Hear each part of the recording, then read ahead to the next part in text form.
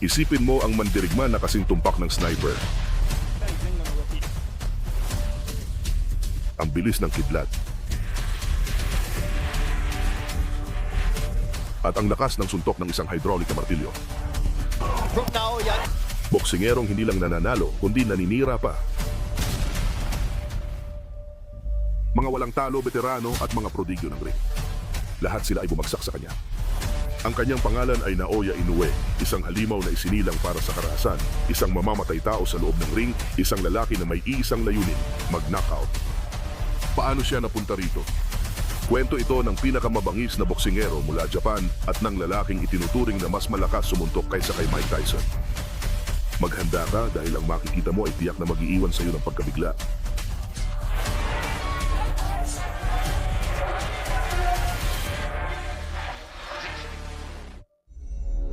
Si Naoya Inoue ay ipinanganak noong Abril 10, 1973 sa Sama, Japan.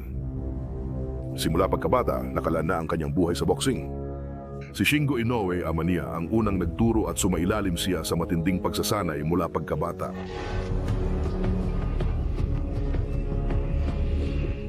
Hindi tulad ng ibang mga prospect. Hindi lang pinalakas ni Inoue ang kanyang suntok, ginawa rin siya ng ama niyang teknikal, disiplinado at matibay ang isipan.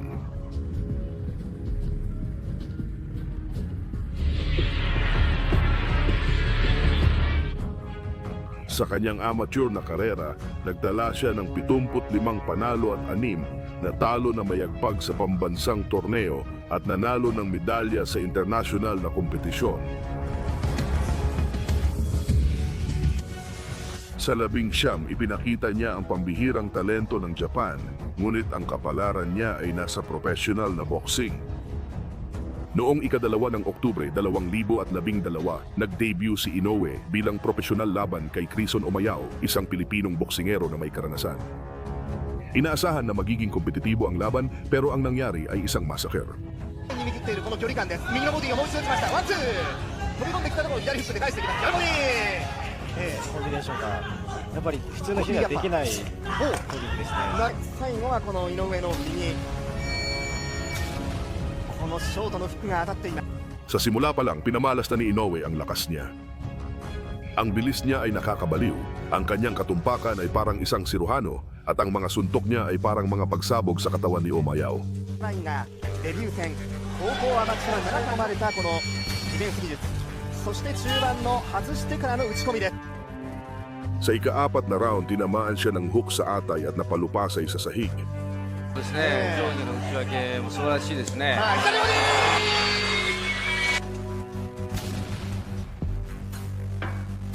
ィ。 May bagong halimaw sa boxing sa Japan. Pagkatapos ng kanyang nakakagulat na debut laban kay Quezon Omayao, ipinagpatuloy ni Inoue ang kanyang landas patungo sa tuktok, nag-ipon ng mga malulupit na panalo at pinatunayan na hindi tsamba ang kanyang lakas. Para sa kanyang pangalawang profesional na laban, hinarap ni Inoue si Ngao Prajan Chuatana, isang veteranong boksingero mula Thailand na may agresibong estilo. Ngunit mas maikli ang laban kaysa inaakala ng lahat. Matapos ang ilang sandali sa first round, sinukat ni Inoue ang distansya, inobserbahan ang kalaban at sa unang seryosong palitan, tumama siya ng eksaktong kaliwang hook.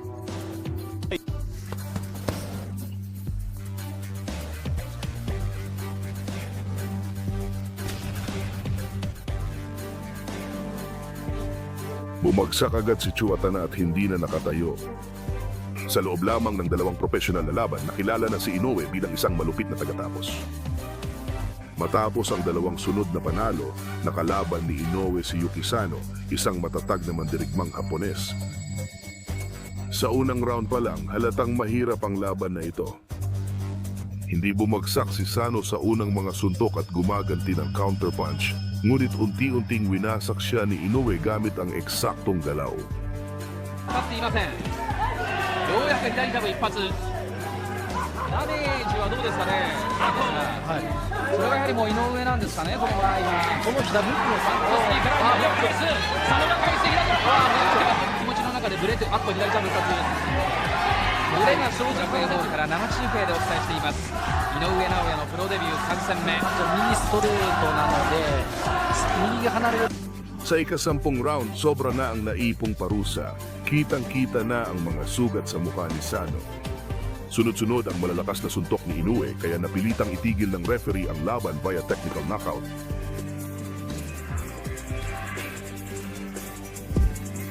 Unang beses ni Inoue na umabot sa huling mga round at ginawa niya ito ng may parehong bangis gaya ng sa mga unang round.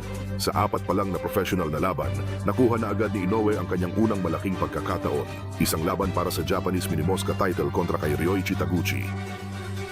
Matindi ang kalaban ni Taguchi, isang boksingero na may 20 dagdag laban at pambihirang tibay. 井上を捉えました。田口はかなり距離を潰す打ち合いに持ち込む。 Inaasahan nilang magiging sagabal para kay Inoue ang karanasan ni Taguchi, pero mula pa lang sa simula, pinatunayan ni Inoue na hindi mahalaga ang karanasan kapag may dalisay kang talento. ところに川島さんうまく合わせましたね。はい。 Sa 10 rounds, pinangunahan ni Inoue ang laban gamit ang eksaktong kombinasyon at kontrol sa takbo ng laban. グラウンドに入っています。そして日本タイトルをかけた両者の一戦。すぐに最終ラウンドは見ました。いや、もう倒しに行ってましたね。 Tinangka ni Taguchi na idiin siya sa huli, pero sinagot ni Inoue ng mga suntok sa katawan na agad siyang napahinto. 時に圧倒して勝った。そしてガードの下げた。 Nang tumunog ang huling kampana, ibinigay ng mga hurado ang panalo sa kanya sa pamamagitan ng unanimous decision. Si Naoya Inoue ay naging kampeon ng Japan sa loob ng 5 laban lang. Ngayon, hawak na ni Inoue ang titulong Hapones at ang sunod niyang layunin ay ang Minimoska weight title ng Oriental at Pacific Boxing Federation. Para makuha ito, hinarap niya si Gerson Mancio, isang agresibong Pilipinong boksingero. Sa unang round pa lang, pinilit na ni Mancio si Inoue na makipagsabayan ng suntok. 見せてくれますかね。まあその言葉を見ながら戦ってますよね。 Pero si Inoue, gamit ang talino niya sa ring ay pinatumba siya. Habang tumatagal ang laban, ramdam na ang epekto ng mga suntok sa katawan. サイド井上サイドは鈴木アナウンサーです。引き際を打つんですよね、ここにただちょっと変わりました。進んでるというシーンも西岡さんありましたからね。 Sa ika-5 round, nagbato si Inoue ng matinding kombinasyon na di nasagot ni Mancio. Itinigil ng referee ang laban kaya naging kampeon si Naoya Inoue ng Federasyon ng Oriental at Pasipiko sa boxing.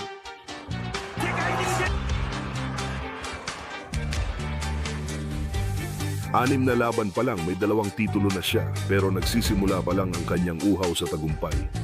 Sa 6 pa lang na profesional na laban, hinarap na ni Inoue ang kampeon sa mundo, si Adrian Hernandez. Si Hernandez, isang veteranong Meksikano. Iniisip niya na wala si Inoue ng tibay para tumagal sa isang matinding laban. Nagkamali siya. Sa unang round pa lang, pinabagsak agad ni Inoue si Hernandez sa bilis at lakas ng kombinasyon. これチャンピオン体が丸まってるのは村田さん完全に効いてる証拠ですね。これね。いけますね、はい。左フック右ストレート。それを上回る6戦目の左だ。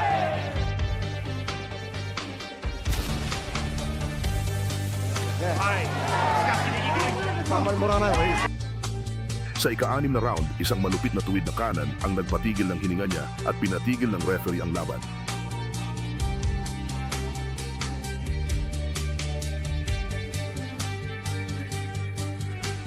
May bagong kampeon sa mundo ang Hapon matapos talunin si Adrian Hernandez para sa kanyang unang titulo. Si Inoue ay gumawa ng desisyon na kakaunti lang sa mga boksingero ang naglalakas loob gawin ng maaga sa kanilang karera. Umakyat siya ng timbang para hamunin ang dominanting kampeon sa Super Mosca, si Omar Narvaez. Hindi basta-basta kalaban si Narvaez, isa siyang alamat mula Argentina, kampeon sa mundo sa 2 dibisyon at may 29 na sunod-sunod na panalo sa mga laban para sa titulo. Isang maestro sa depensibong boxing na nagawang hindi mapasuko o mapatumba sa buong kanyang karera.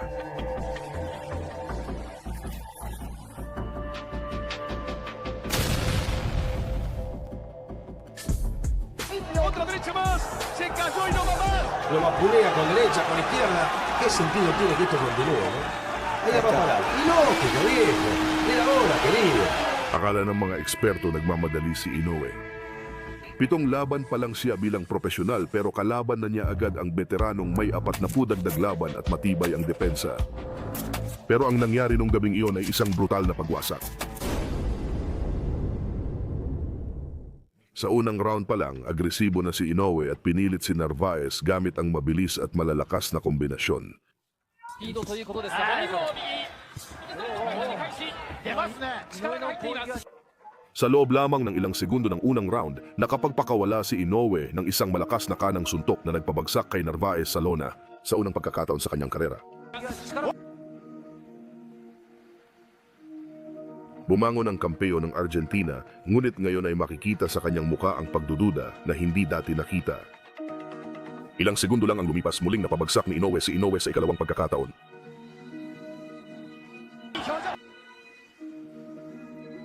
Nakaligtas si Narvaez sa unang round pero sa ikalawang round tinapos ni Inoue ang laban. Malakas na kaliwa ang nagpabagsak kay Narvaez sa lona sa ikatlong beses.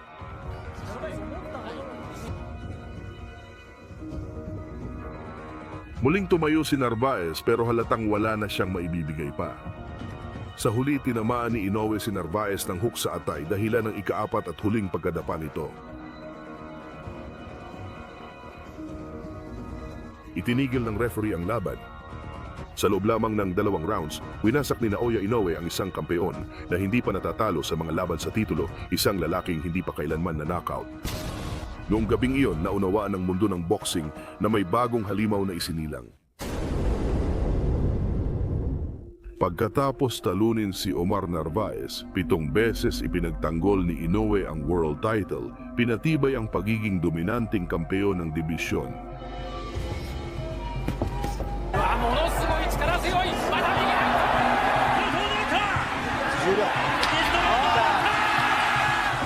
そしてまた前に出ます。河野が前に出てきた。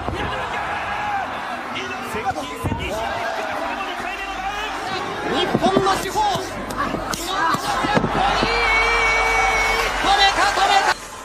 Pero hindi pa kontento si Inoue. Ang kanyang uhaw sa tagumpay ang nagtulak sa kanya na umakyat sa kategorya ng timbang na galo kung saan makakaharap niya ang mas malalaki at mas bihasang mga kalaban. Noong Mayo 25, 2018 unang lumaban si Inoue sa timbang na galo laban sa Briton na si Jamie McDonnell, dating kampeon sa mundo na may 21 sunod na panalo. So he's rattled and he's hurt.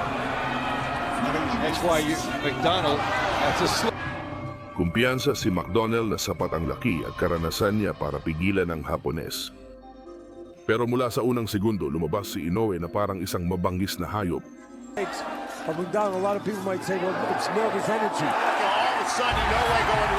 Sa isang eksplosibong kombinasyon ng bilis at lakas, naipit ni Inoue si McDonnell sa mga lubid. Isang malupit na hook sa atay ang nagpabaluktot sa kanya sa sakit. Take those legs away. Clearly Inoue with the body punch that sends McDonnell. Bumangon si Jamie, ngunit matapos ang sunod-sunod na mga suntok ay napabagsak siya sa ikalawa at huling pagkakataon.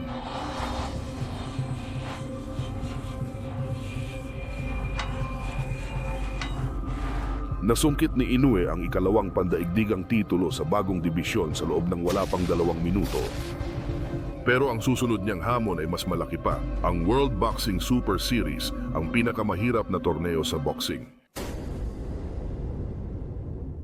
Sa pinakamabangis na torneo ng boxing, hinarap ni Inoue ang mga pinakamagaling na bantamweight boxer sa mundo. Sa unang round, nakalaban ni Inoue si Juan Carlos Payano, dating world champion na may malawak na karanasan. Akala ng marami dikit ang laban, pero wala ng oras si Inoue para dito. Pagkatunog ng kampana, agad siyang nagpakawala ng kombinasyon at malakas na kanang suntok na nagpabagsak kay Payano sa loob ng 70 segundo. Ang larawan ni Payano na nakahandusay sa lona ay nagsilbing babala para sa lahat ng kasali sa torneo. Pakawalan na ang halimaw. Sa semifinals, hinarap ni Inoue si Emmanuel Rodriguez, isang walang talong kampeon na kumpiyansang mapipigilan niya ang Hapones gamit ang kanyang teknik. Pantay ang unang round, ginamit ni Rodriguez ang jab para mapanatili ang distansya. Sa ikalawang round, pinakawalan ni Inoue ang impyerno. Nagpakawala si Inoue ng kombinasyong suntok sa katawan at ulo na nagpabagsak kay Rodriguez. Some flurry and he's down. he's got him with Bumangon si Rodriguez pero ilang segundo lang ang lumipas ay pinabagsak agad siya ng hook sa atay. Here comes Inoue. Oh, he's got it to take much more than that. Nakabawi siya pero ilang segundo lang ang lumipas, isang malakas na kombinasyon ang muling nagpatumba sa kanya. Third time. Itinigil ng referee ang laban. Natapos ni Inoue ang isa pang kampeon sa loob lang ng 2 round. Ngayon, iisa na lang ang natitirang hadlang sa kanyang daraanan. Nonito Donaire, buhay na alamat. Si Nonito Donaire ay hindi basta-bastang kalaban. Siya ay dating kampeon sa maraming dibisyon, may nakakakilabot na lakas ng knockout at pusong mandirigma. Signs of that quick-handed power.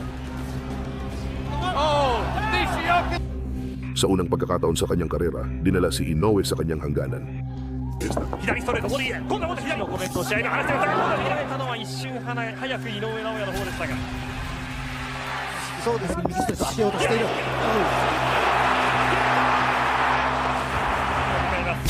リングサイド村田さん、はい、ここからの勝敗のポイントは両者どこ Ang laban na ito ay naging isang matinding bakbakan. Pareho silang nagpapalitan ng malalakas na suntok.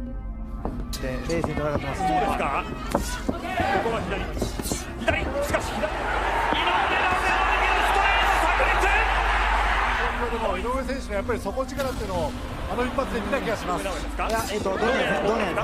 Sa ikawalong round, tinamaan ni Nonito si Naoya na naging dahilan ng unang sugat sa buong karera niya.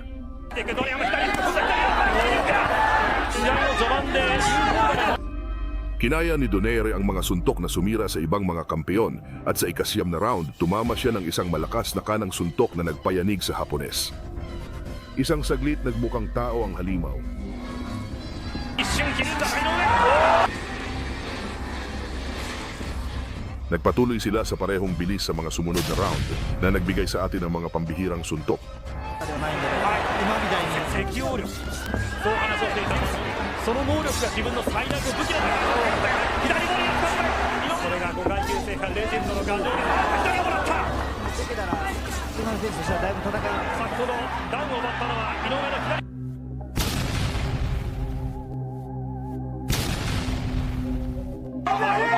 右のストレート Umabot sa desisyon ang laban kung saan si Inoue ang nagwagi. Napanalunan ni Inoue ang pinakamahirap na laban sa kanyang karera at kinoronahan siyang undisputed champion ng World Boxing Super Series.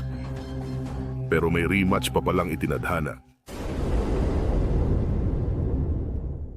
Matapos talunin si Donaire, 3 beses pang naipagtanggol ni Inoue ang titulo at lahat ay tinalo niya via knockout.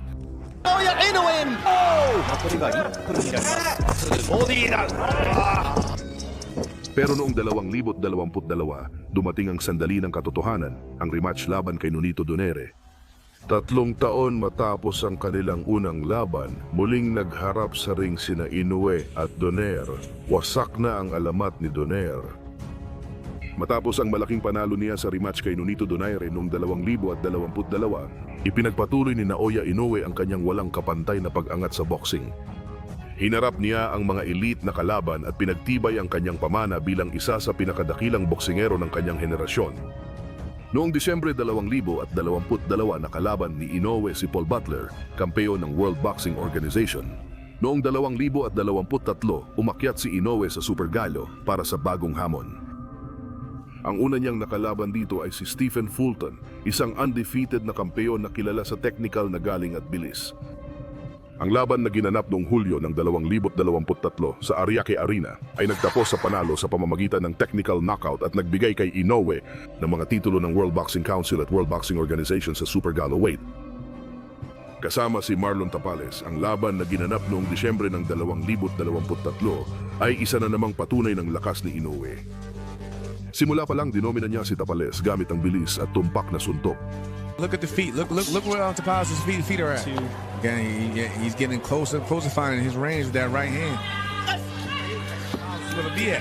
He knows that though he's gonna dip. And you notice at times when he puts his hands up like that, Inoue will throw a shot. Ibinigay kay Inoue ang panalo sa pamamagitan ng knockout at pinagtibay siya bilang ang walang kapantay na kampeon sa Super Gallo na timbang. Noong Mayo 6, 2024 sa Tokyo Dome, Hinarap ni Naoya Monster Inoue ang Mexicanong si Luis Pantera Neri sa isa sa pinaka-inaabangang laban ng taon. Parehong may kahangahangang record at reputasyon sa lakas ng suntok ang dalawang boksingero, kaya asahan ng isang eksplosibong laban.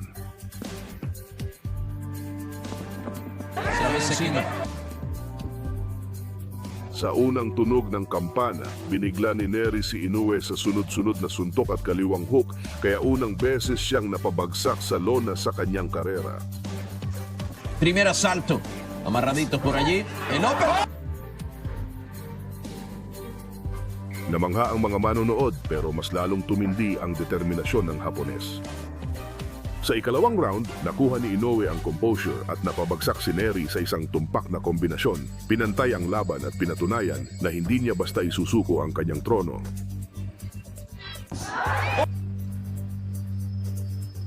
Sumunod na mga round, parehong boksingero ay nagpakita ng husay at tibay, palitan ng malalakas na suntok na kinapukaw ng atensyon ng mga manonood.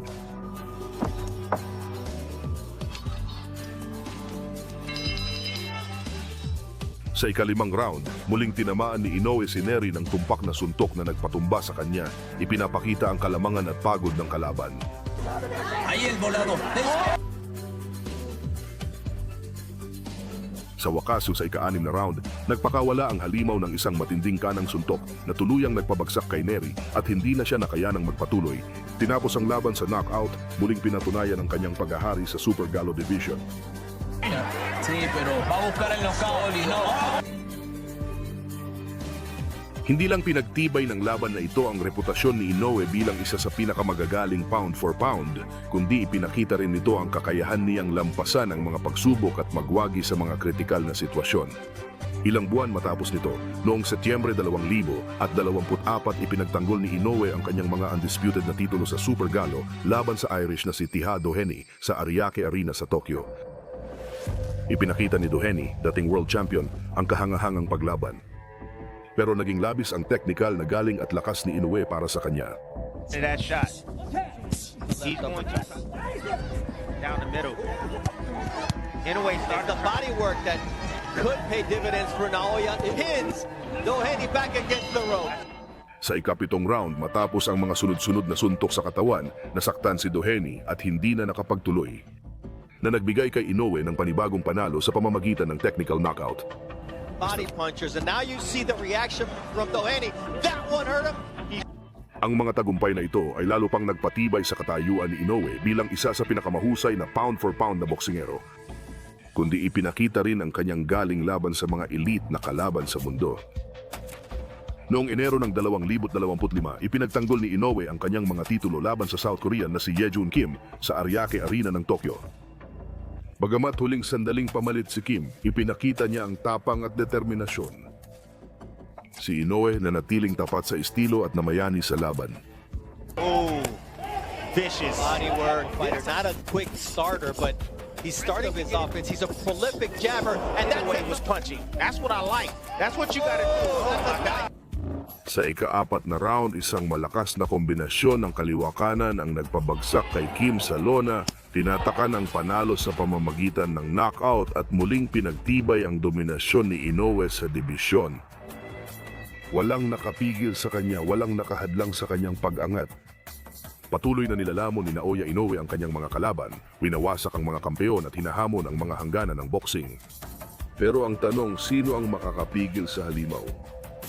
Maaaring wala pang ipinapanganak na makakagawa nito at ang pinakamahusay kay Naoya Inoue ay darating pa lang.